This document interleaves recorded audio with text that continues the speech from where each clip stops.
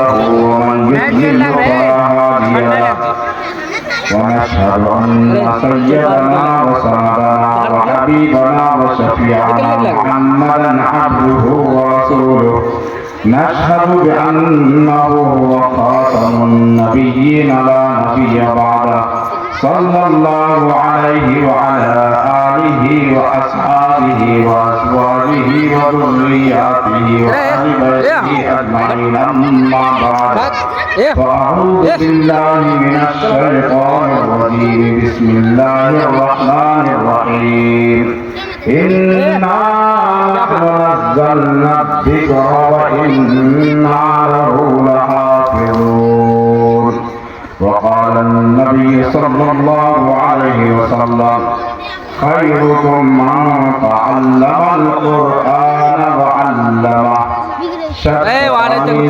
شانی أسلوبان अर्जुन सप्त पंचाशत सप्त षष्ठी संज्ञा धृतराष्ट्र श्लोकम ब्रह्मांड उच्यते। दास पर तशरीफ फरमा। इस सरजमीन के बावकार और मुस्तनद उलमाए किराम, हुफ़ाज़ किराम, मेहमान एज़ाम, सामीन मुहतरम और पर्दा नशीन माँ और बहन,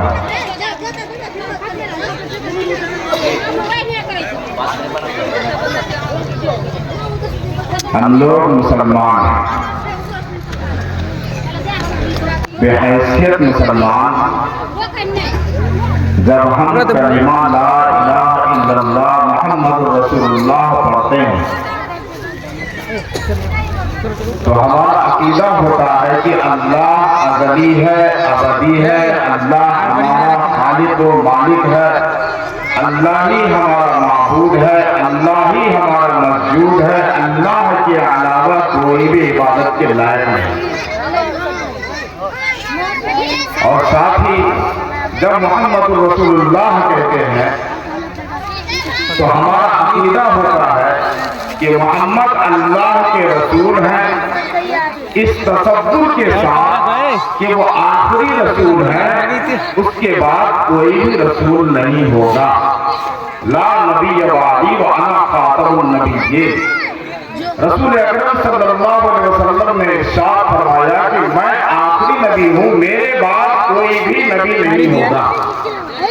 और जब हम अल्लाह की आखिरी किताब कुरान मजीद को पढ़ते हैं और उस पर नजर पड़ती है तो हमारा ये तसव्वुर होता है कि अल्लाह की इस आखिरी किताब के बाद कोई भी किताब अब क़यामत तक नाज़िल नहीं होगी। ये आखिरी किताब है, अंतिम ईशवाणी है।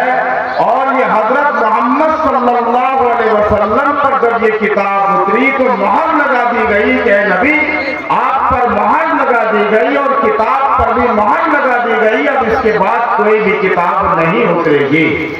इस किताब से पहले बहुत सारी किताबें उतरी, कुछ का नाम हम जानते, कुछ का नाम हम नहीं जानते। जैसे अल्लाह ताला ने कमोबेश 1,24,000 अंबिया किराम को दुनिया में भेजा इंसानों की हिदायत के लिए। कुरान मजीद में कुछ नबियों का तज़किरा आया, कुछ नबियों का तज़किरा नहीं आया। जिन नबियों का तज़किरा नहीं है इसका मतलब ये नहीं है कि वो नबी नहीं है, उनको नहीं जानते हैं, वो भी नबी है। ला नुफ़र्रिक़ु बैना अहदिन मिन रुसूलिही, हम उन नबियों में से किसी के बीच में तफ़रीक़ नहीं करते हैं। आमना रसूलु बिमा उन्ज़िला इलैहि मिन रब्बिही वल मुअमिनून कुल्लुन आमना बिल्लाहि व मलाइकतिही व कुतुबिही व रुसुलिही। हर एक ने ईमान लाया, उनकी किताबों पर हर नबी ने ईमान लाया। और अल्लाह ताला ने जो किताबें भेजी, जो सहीफे भेजे, अल्लाह ताला ने मूसा अलैहिस्सलाम पर तौरात उतारा, लेकिन तौरात का तज़किरा किया तो उसी के साथ में जब इब्राहीम अलैहिस्सलाम पर कुछ किताबें उतारी तो उसका सिर्फ सुहूफ़ इब्राहीम और मूसा का। मूसा अलैहिस्सलाम पर सहीफे उतारे, अकीद में बता दिया कि हमने तौरात उतार दिया मूसा अलैहिस्सलाम पर, लेकिन इब्राहीम अलैहिस्सलाम पर जो सहीफे उतारे उन सहीफों का तज़किरा हमको कहीं नहीं मिलता है। एक बार अल्लाह ताला ने صحیفوں کو اتارا، ان تمام صحیفوں کی حفاظت کی ذمہ داری نہیں لی۔ توریت اتری، انجیل اتری، زبور اترا، اور اس کے بعد پھر اور بھی جتنی بھی کتابیں، جتنے بھی صحیفے اترے، ان تمام صحیفوں میں سے، ان تمام کتابوں میں سے کسی بھی صحیفے، کسی بھی کتاب کی ذمہ داری حفاظت کی اللہ تعالیٰ نے نہیں لی، اور نہیں کہا کہ ہم ان صحیفوں کو اتارے ہیں تو ہم ان کی حفاظت کریں گے۔ اس لیے وہ تمام تر صحیفے ضائع ہو گئے، تمام تر کتابیں ختم ہو گئی۔ وید جس کے بارے میں کہا جاتا ہے کہ ویدسوت منو حضرت نوح علیہ السلام پر اترا، وید دنیا سے ختم ہو گیا۔ ویدوں کے بارے میں لوگوں کا عقیدہ ہے، ہندو بھائیوں کا عقیدہ ہے کہ یہ بھی ایک کتاب ہے، آسمانی کتاب ہے، جس طرح قرآن پاک آسمانی کتاب ہے، اور ہم اس پر ایمان لاتے ہیں، تم اس پر ایمان لاؤ۔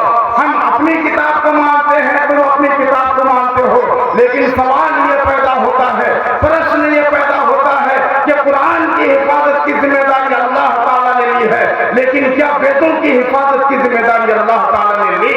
نہیں لی۔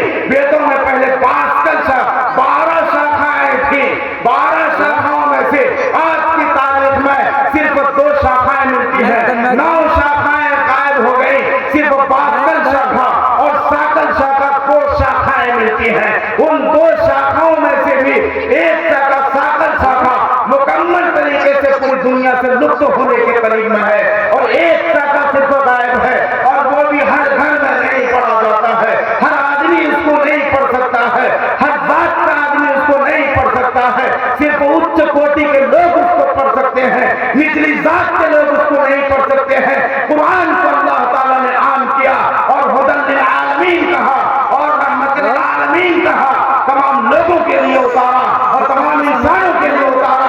ویدوں کے بارے میں آج کی تاریخ میں بھی منوسکان مانتا ہے، اگر کوئی وید ایک منتر بھی نچلی ذات کا کوئی آدمی، کوئی شودر پڑھ لیتا ہے، کوئی چنڈال پڑھ لیتا ہے، کوئی نچلے کاشت کا کوئی ایک آدمی وید منتر اگر پڑھ لیتا ہے، اس کی زبان کاٹ ڈالو، اگر کوئی کانوں سے سن لیتا ہے تو سیسا پلا کر کے ان کے کانوں میں ڈال دو، اور اگر کوئی آدمی ویدوں کو ٹچ کرتا ہے، ہاتھ لگاتا ہے، اس کے ہاتھ کو کاٹ ڈالو۔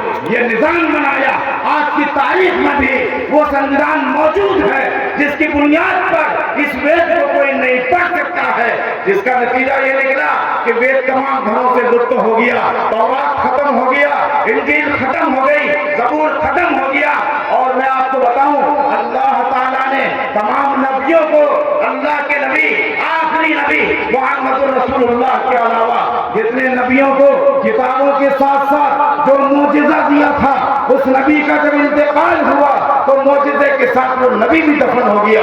جیسے حضرت داؤد علیہ السلام، سلیمان علیہ السلام کے حضرت داؤد علیہ السلام، حضرت داؤد علیہ السلام کو اللہ تعالیٰ نے معجزہ دیا تھا، پوری دنیا میں کسی نبی کو وہ معجزہ نہیں دیا تھا۔ داؤد علیہ السلام کو اللہ تعالیٰ نے معجزہ کیا دیا تھا کہ پوری دنیا میں سے اس وقت میں جتنے بھی اس وقت میں صنائی اور یہ پیشہ گری، کون سا پیشہ؟ یہ جو پیشہ زیور بنانے کا پیشہ ہوتا ہے، ہتھیار بنانے کا پیشہ ہوتا ہے، یہ پیشہ اس وقت میں اس قدر عروج پر تھا کہ وہاں کے سنار اس زمانے کے لوگ جو چاہتے تھے ویسا زیور بنا لیتے تھے۔ چیلنج کیا گیا داؤد علیہ السلام کے ذریعے سے، تاکہ تم بنا لیتے ہو، زیور بنا لیتے ہو، ہتھیار بنا لیتے ہو، لیکن ایک معجزہ ہم دیتے ہیں اپنے نبی کو۔ داؤد علیہ السلام کے ہاتھ میں اللہ تعالیٰ نے لوہے کو موم کر دیا، پھر داؤد علیہ السلام نے جیسا چاہا ویسا زیور بنا دیا، ویسا ہتھیار بنا کر کے لوگوں کے سامنے میں پیش کر دیا۔ یہ سب کچھ کیا، کیا ہوا؟ داؤد علیہ السلام کے بعد جب داؤد علیہ السلام کا جب انتقال ہوا تو داؤد علیہ السلام کی تدفین کے ساتھ ساتھ ان کا وہ معجزہ بھی دفن ہو گیا۔ پھر آج تک کوئی بھی آدمی ایسا پیدا نہیں ہوا جن کے ہاتھ میں اللہ تعالیٰ نے لوہے کو موم کر دیا ہو، اور اپنے ہاتھ سے لوہے کو موم کر کے، لوہے کو موڑ کر کے اور دوسرے دھاتوں کو موڑ کر کے جیسا چاہے ویسا زیور بنا دے، جیسا چاہے ویسا ہتھیار بنا دے۔ داؤد علیہ السلام کا جب دفن ہوا، داؤد علیہ السلام کا جب انتقال ہوا تو ان کے دفن کے ساتھ ساتھ ان کا معجزہ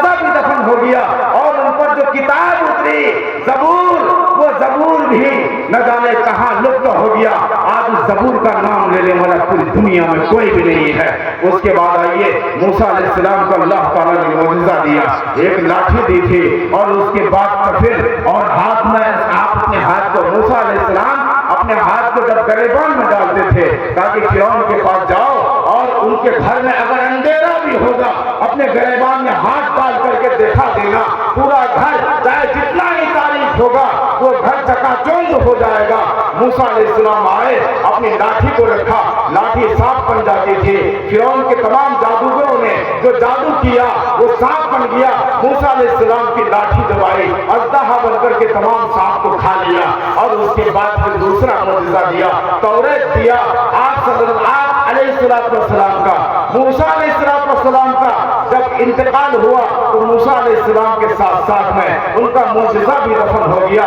और तौरात आज की तारीख में दुनिया में लाइब्रेरी और कुतुबखानों में आपको तो मिलेगी, लेकिन अपनी असली शक्ल सूरत में नहीं मिलेगी है, लेकिन अपनी असली शक्ल सूरत में नहीं है। उसमें तहरीफ हो गई, हस्तक्षेप हो गया, जिसकी वजह से उस किताब पर अमल करना नामुमकिन है। और यहूदियों ने जो तौरात की जगह पर जो किताब निकाली उसका नाम तालमूद रखा।